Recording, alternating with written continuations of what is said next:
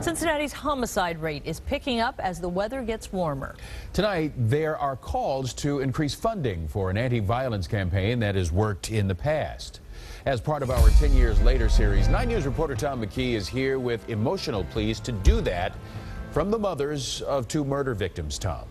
Well, Clyde, the city recorded 2 daylight homicides Tuesday, bringing the total for the year to 28. Now, SERVE, the Cincinnati Initiative to Reduce Violence, helped keep that rate lower in past years. However, funding was cut by City Council from $861,000 to $184,000 for this year.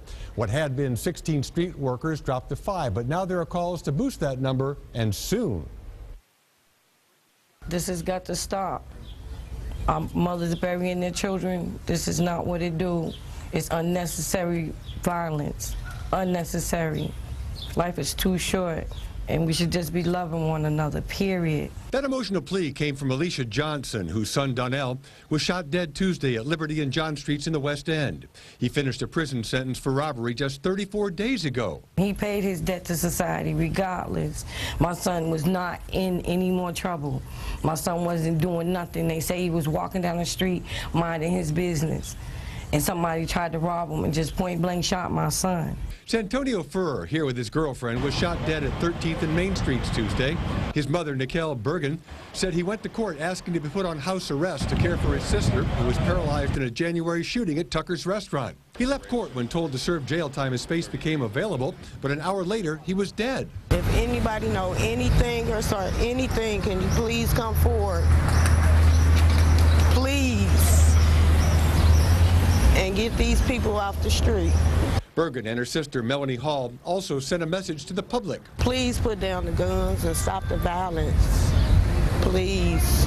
Cincinnati City Council member Cecil Thomas said the shootings fit a pattern. You see young African-American males shooting other African-American males. It's a pattern, Thomas says, that SERVE street workers can change, but more funding is needed. We had put in a tremendous amount of training and intervention into the violence that we have in our city. But to abruptly cut the head off of that and just stop it, then you start to see the uptick. Reverend Peterson Mingo has volunteered as a SERVE worker and knows the program works. The homicide rate, violent crime rate, went down when SERVE was at its full potential, when it was out there, when all the guys were coming together, communicating with the young men on the streets, intervening. SERVE's new program director is Reggie Brazil, and he hopes to add to the 4 street workers now on staff. And he wants those doing the shootings to change their ways now. I'm asking you to please put the guns down in our communities. All you're doing is causing more death and more blood, and it is senseless.